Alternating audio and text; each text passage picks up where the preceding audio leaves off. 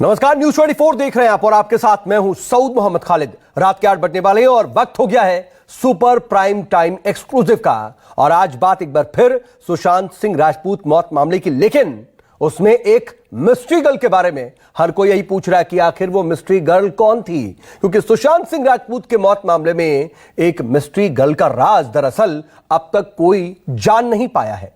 ये किसी को नहीं मालूम कि वो मिस्ट्री गर्ल कौन है। मुंबई में सीबीआई ने जब सुशांत की दोस्त स्मिता पारिक से पूछताछ खत्म की, तो उसके बाद सीबीआई की टीम ने 2 लोगों से पूछताछ शुरू की।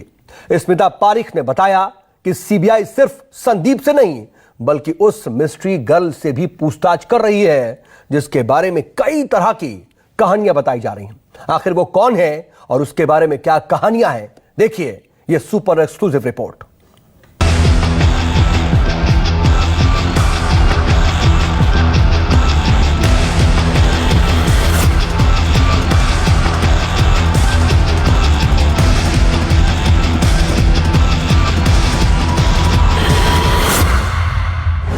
एक मौत,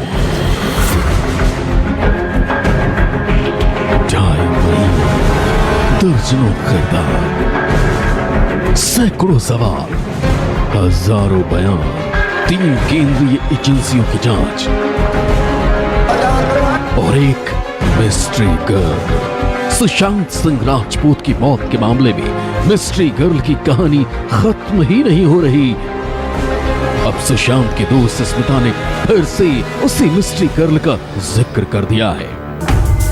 सुशांत केस में ये मिस्ट्री गर्ल कौन है? सुशांत की मौत से मिस्ट्री गर्ल का क्या संबंध है? ये मिस्ट्री गर्ल सुशांत केस के बारे में क्या जानती है? क्या मिस्ट्री गर्ल सुशांत केस में कोई राज जानती है? ये पहला मौका नहीं है जब सुशांत सिंह राजपूत की मौत के मामले में किसी मिस्ट्री गर्ल का नाम सामने आया है। पहले भी एक तस्वीर दिखी थी जिसमें मिस्ट्री गर्ल दिखी थी, लेकिन तब उसकी जानकारी बाहर नहीं आ सकी थी। लेकिन अब सुशांत की दोस्त स्मिता पारिक ने बताया है कि एक मिस्ट्री गर्ल से सीबीआई पूछताछ कर रही है। कोई एक बड़ा सवाल बताएं जो आपको लग रहा है कि केस सही डायरेक्शन में चल रहा है, जांच सही डायरेक्शन में चल रही है। टोटली अंदर संदीप सिंह बैठे हैं और वो मिस्ट्री गर्ल भी बैठी हुई है, तो आई थिंक सब सही डायरेक्शन में जा रहे हैं। श्योर आप मिस्ट्री गर्ल कौन है? जो मिस्ट्री गर्ल काफी दिनों से दरअसल सुशांत की दोस्त स्मिता पारिक को सीबीआई ने मुंबई के डीआरडीओ गेस्ट हाउस में पूछताछ के लिए बुलाया था। स्मिता जब बाहर निकली तो पत्रकारों ने उनसे कुछ जानने की कोशिश की। स्मिता ने कहा कि मुझे उम्मीद है कि जांच सही दिशा में चल रही है, लेकिन लगे हाथ सीबीआई से मिस्ट्री गर्ल की भी पूछताछ की बात कहकर स्मिता पारिक ने फिर से नई बहस छेड़ दी है। बड़ी बात क्या बताई आपने सीबीआई को? सबसे अहम बात आई थिंक सीबीआई को इन्वेस्टिगेशन करने देते हैं, क्योंकि वरना इन्वेस्टिगेशन में अननेसेसरी बेटा जी, are you hopeful that the CBI investigation is moving in the right direction? You are great. What I wanted to ask you. मतलब ये है कि स्मिता पारिक के बाद सीबीआई के निशाने पर वो मिस्ट्री गर्ल भी है। स्मिता पारिक ने कहा कि सीबीआई मिस्ट्री गर्ल से पूछताछ कर रही है। सीबीआई ने सुशांत के दोस्त संदीप सिंह से भी पूछताछ की है। आखिर कौन है वो मिस्ट्री गर्ल सुशांत सिंह राजपूत की संदिग्ध मौत के मामले में जो आ पहुंची है अब डीआरडीओ गेस्ट हाउस, और उससे हो रही है लंबी पूछताछ सीबीआई अधिकारियों के द्वारा। आपको बता दें, स्मिता पारिक जो कि सुशांत सिंह राजपूत की करीबी दोस्त मानी जाती हैं, उन्होंने रिया चक्रवर्ती को लेकर कई बड़े खुलासे किए। और आपको बता दें कि शनिवार को जब वो डीआरडीओ गेस्ट हाउस पहुंची सीबीआई अधिकारियों के सामने, तो उस मिस्ट्री गर्ल को स्मिता पारिक ने देखा। और स्मिता पारिक ने यह भी बताया कि इस मिस्ट्री गर्ल के साथ साथ अपने आप को सुशांत सिंह राजपूत का करीबी दोस्त बताने वाला संदीप सिंह भी डीआरडीओ के अंदर मौजूद है। 14 जून से लेकर अब तक हर दिन सुशांत केस में एक नए किरदार की एंट्री हो रही है। मिस्ट्री गर्ल की एंट्री तो इस केस में काफी पहले हो चुकी है, लेकिन अब तक सही जानकारी किसी को नहीं है कि कौन है वो मिस्ट्री गर्ल और सुशांत की मौत के मामले में उसका क्या कनेक्शन है। ये जानना इसलिए जरूरी है क्योंकि अब तक जितने किरदार इस केस में मिले हैं उनके बारे में सुशांत के फैंस को पूरी जानकारी है। लेकिन मिस्ट्री गर्ल की कहानी अभी तक ना तो किसी को मालूम है और न ही कोई जानकारी निकलकर सामने आई है। मुंबई से दीपक दुबे के साथ ब्यूरो रिपोर्ट, न्यूज़ 24। इन सब के बीच रिया चक्रवर्ती की मुश्किलें लगातार बढ़ती दिखाई दे रही हैं। जी हां, ड्रग्स को लेकर के रिया अब तक कई तरह के बयान दे चुकी हैं। कभी ये कि सुशांत ड्रग्स लेता था, तो कभी ये कि उसे ड्रग्स को लेकर कुछ भी नहीं मालूम। लेकिन अब रिया के मोबाइल से, यानी कि खुद जो मोबाइल रिया यूज करती थी, उसी मोबाइल ने सारे राज एक तरह से सार्वजनिक कर दिए हैं। एनसीबी को मिली जानकारी के मुताबिक रिया सिर्फ ड्रग्स का इस्तेमाल ही नहीं करती थी, बल्कि ड्रग्स को बेचती और खरीदती भी थी। देखिए इसी पर यह एक्सक्लूसिव रिपोर्ट।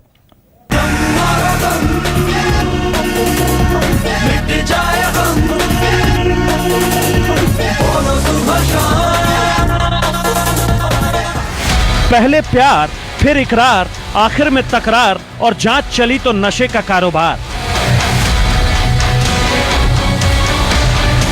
रिया चक्रवर्ती की कहानी हर दिन बढ़ती चली जा रही है।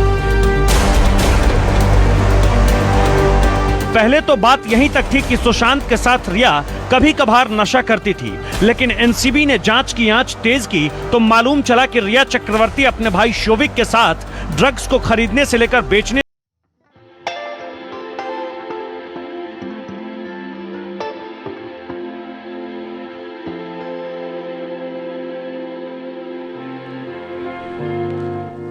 चक्रवर्ती के मोबाइल फोन को अपने कब्जे में लिया था।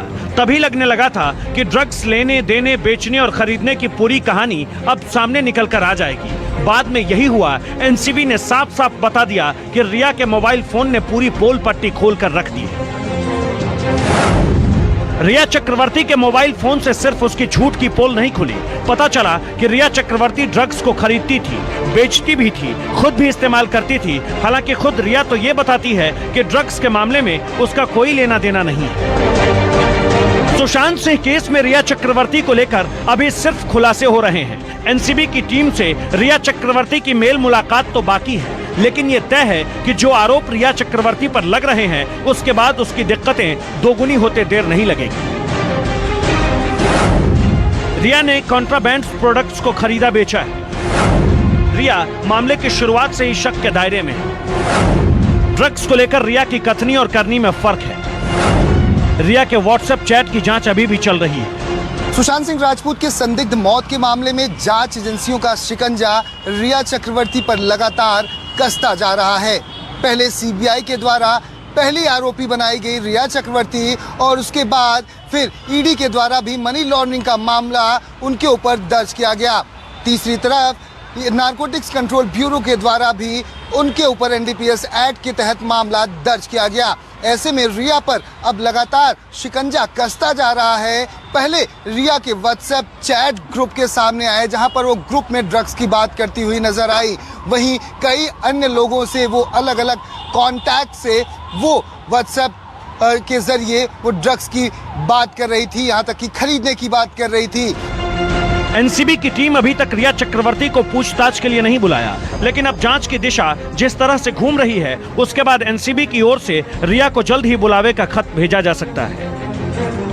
कड़ियां कैसे जुड़ी हैं उस चीज को अनकवर करने की इन्वेस्टिगेशन है। तो डीप का क्वेश्चन ही है, वो क्या किस चीज के डीप की हम बात कर रहे हैं, वो miss it will not be in a position to answer that. But हाँ, इसमें अगर लिंक्स हैं, अगर इसमें हमने आगे प्रूव कर रहे हैं, हम कर रहे हैं, और इसी बेसिस पे हमने कोर्ट से डेफिनेटली कस्टोडियल इंटेरोगेशन की एप्लीकेशन लगाई थी और कोर्ट ने फैक्ट्स देखते हुए डिसीजन लिया और हमें कस्टोडियल। एनसीबी ने यह भी साफ कर दिया है कि जरूरत पड़ी तो ड्रग्स के मामले में सभी को एक दूसरे के आमने सामने बैठा कर भी पूछताछ करेंगे। साथ ही ये जानकारी भी है कि रिया को आज शाम तक ही एनसीबी समन भेज सकती है। ड्रग्स के मामले में रिया चक्रवर्ती से भी पूछताछ होगी। एनसीबी जल्द ही रिया को समन भेजने वाली है। जरूरत पड़ने पर सबको एक दूसरे के आमने सामने बैठाए जाएंगे। आमने सामने बैठाकर ड्रग्स के मामले में पूछताछ होगी। एनसीबी ने यह भी कहा है कि अभी तो खेल शुरू हुआ है। जांच का जाल जब फैलेगा तो पता चलेगा कि बॉलीवुड में ड्रग्स का धंधा कैसे और कहां तक फैला हुआ है। किसका किससे कनेक्शन है और किसे ड्रग्स देता था, कौन किससे ड्रग्स बेचता था और कौन किससे ड्रग्स खरीदता था। ड्रग हमें स्टार्टिंग में करण से मिले, हमें अब्बास से मिले ड्रग्स। ड्रग प्रोसीड जो कि इंडियन एंड फॉरेन करेंसी था वो हमें जायद से मिला। तो ड्रग्स के अलावा अगर आप एनडीपीएस एक्ट समझेंगे, अगर आपने ड्रग बेच चुके हो, ड्रग का प्रोसीड है, तो उसको भी ड्रग की तरह ही सीज किया जाता है। देयर इज स्पेसिफिक सेक्शन 27 ने उसको ऐड किया गया। अब तक जितने ड्रग पैडलर को गिरफ्तार किया गया है और जिनको टारगेट पर रखा गया है, उन सब से पूछताछ चलती रहेगी और ये जाना जाएगा कि सच क्या है और क्या है बॉलीवुड का ड्रग्स के साथ असल रिश्ता। बॉलीवुड में फैले ड्रग्स के सिंडिकेट को लेकर नारकोटिक्स कंट्रोल ब्यूरो ने अपनी जांच का दायरा लगातार बढ़ा दिया है। अब जिस तरह से पहले 5 ड्रग्स पैडलर की गिरफ्तारी की गई और इस पूरे मामले में रिया चक्रवर्ती के भाई शौविक और हाउस मैनेजर सुशांत के सैमुअल मिरिंडा को गिरफ्तार किया गया, रिया चक्रवर्ती व अन्य लोग भी अब एनसीबी के रडार पर हैं। वहीं कई ऐसे पुख्ता सबूत नारकोटिक्स कंट्रोल ब्यूरो को मिल चुके हैं जहां पर बॉलीवुड के कई लोग इस ड्रग्स कनेक्शन में शामिल हैं, यानी कि ड्रग्स का सेवन करने वाले महज रिया चक्रवर्ती या शौविक चक्रवर्ती या कुछ अन्य लोग नहीं हैं, बल्कि इसमें बॉलीवुड का एक धड़ा मौजूद है। अब तक की पूछताछ और जांच में ये साफ हो गया कि ड्रग्स और रिया शौविक का रिश्ता तो था, लेकिन कितना, इसे लेकर अभी कुछ कहना जल्दबाजी होगी। मगर इस सच को नकारा नहीं जा सकता कि रिया एंड कंपनी ड्रग्स के लिए लगातार ड्रग पैडलर और डीलर के संपर्क में रहते थे। पहले शौविक चक्रवर्ती ने ड्रग्स नहीं खरीदने की बात कही थी, फिर शौविक एनसीबी के सामने अपनी बातों से पलट गया। एनसीबी के सामने ड्रग्स खरीदने की बात शौविक चक्रवर्ती ने कबूल ली। एनसीबी ने शौविक की बातों में काफी अंतर पाया है। जब एनसीबी की टीम ने शौविक और मिरांडा से ड्रग्स को लेकर पूछताछ की तो पता चला कि सुशांत के लिए ड्रग्स खरीदने और उपलब्ध करवाने की जिम्मेदारी रिया ने मिरांडा से लेकर शौविक के कंधों पर डाल दी थी। रिया ने सुशांत के लिए ड्रग्स खरीदने को कहा था। रिया के कहने पर मिरांडा से ड्रग्स के लिए संपर्क किया। सुशांत के लिए रिया के कहने पर मिरांडा ने ड्रग्स दिया। सुशांत के लिए रिया ही ड्रग्स उपलब्ध करवाती थी। एनसीबी की पूछताछ में ड्रग्स के बदले पेमेंट का सबूत तक मिल चुका है। ड्रग पैडलरों के साथ चैट मिल चुके हैं। सुशांत के लिए नशे का सामान खरीदने के लिए कितना और कहां-कहां पेमेंट हुआ, इसका पूरा डिटेल मिल चुका है। ऐसे में इस पूरे मामले में रिया चक्रवर्ती एनसीबी के रडार से अब बच जाएगी, ये कहना मुश्किल है। अब एनसीबी ने अपनी रिपोर्ट में ये पाया हुआ है, जांच के दौरान ये रिपोर्ट जो बनाई गई है इसमें लिखा गया है कि रिया ड्रग्स का सेवन भी करती थी, ट्रांसपोर्टेशन भी करती थी और अपने पास रखती भी थी। वहीं जिस तरह से सूत्रों से मिली जानकारी के मुताबिक यह भी बात अब निकलकर सामने आ चुकी है कि रिया के क्रेडिट कार्ड का इस्तेमाल खरीद फरोख्त के लिए किया जाता था, यानी कि जो ड्रग्स खरीदे गए थे उसमें रिया के क्रेडिट कार्ड का इस्तेमाल हुआ था। अब ऐसे में रिया की मुश्किलें बढ़ सकती हैं और उन्हें कभी भी सम्मन भेजा जा सकता है, जहां पर उन्हें एनसीबी अधिकारियों के सामने हाजिर होना होगा और अगर सही जवाब वो नहीं दे पाती हैं और जिस तरह से उनके खिलाफ ये सारे एविडेंस जा रहे हैं, उनकी गिरफ्तारी तय मानी जा रही है। कैमरामैन संजय यादव के साथ दीपक दुबे, न्यूज़ 24 मुंबई। इधर इन सब के बीच रिया चक्रवर्ती के भाई शौविक और सैमुअल मिरांडा को कोर्ट ने 9 सितंबर तक के लिए एनसीबी के रिमांड में भेज दिया है। हालांकि कोर्ट के सामने दोनों के वकील ने बचाने की उन्हें काफी कोशिश की, लेकिन आखिर में कोर्ट ने इस बात को मान लिया कि जांच को आगे बढ़ाने के लिए दोनों को रिमांड पर भेजा जाना जरूरी है। और इस दौरान कोर्ट रूम में आखिर क्या क्या हुआ, देखिए हमारी एक और एक्सक्लूसिव रिपोर्ट।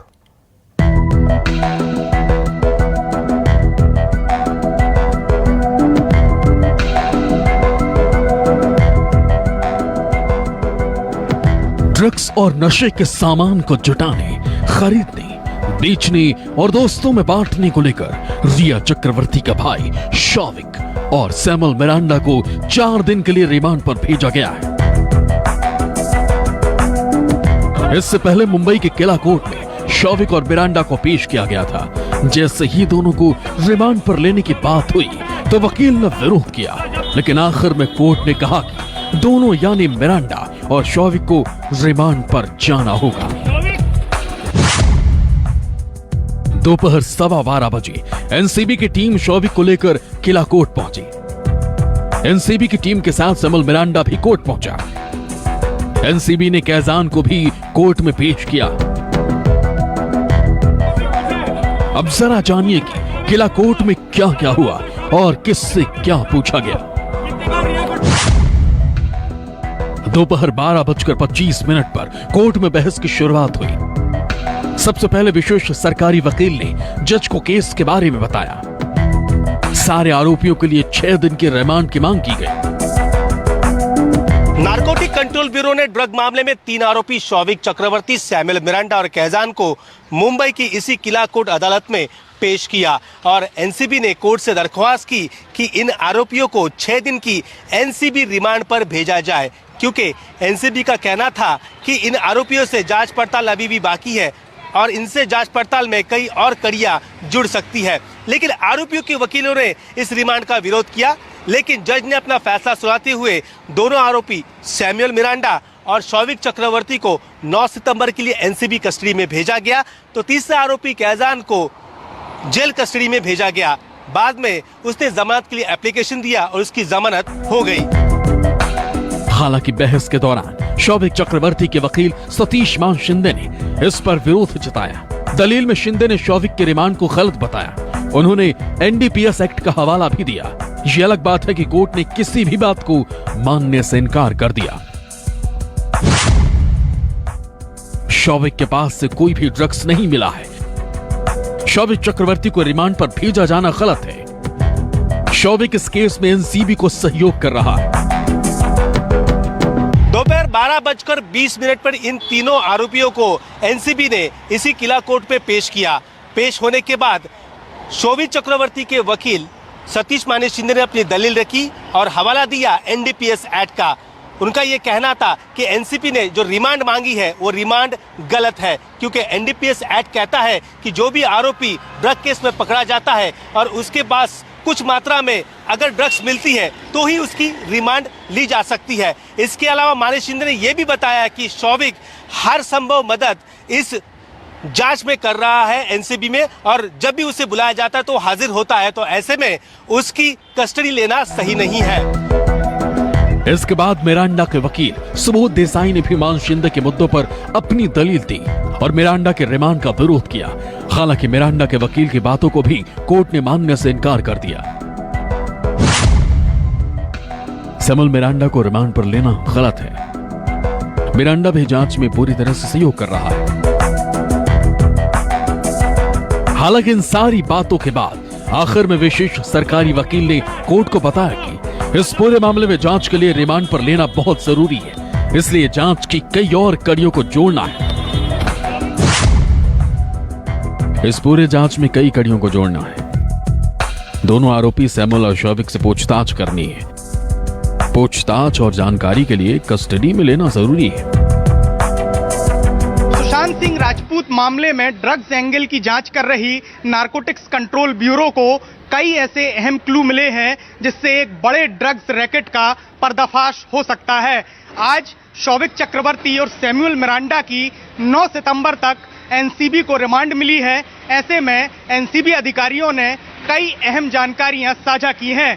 अगर एनसीबी अधिकारियों की माने तो उनके मुताबिक शौविक चक्रवर्ती, दीपेश सावंत और रिया चक्रवर्ती को जल्द ही आमने सामने बिठाकर पूछताछ की जा सकती है।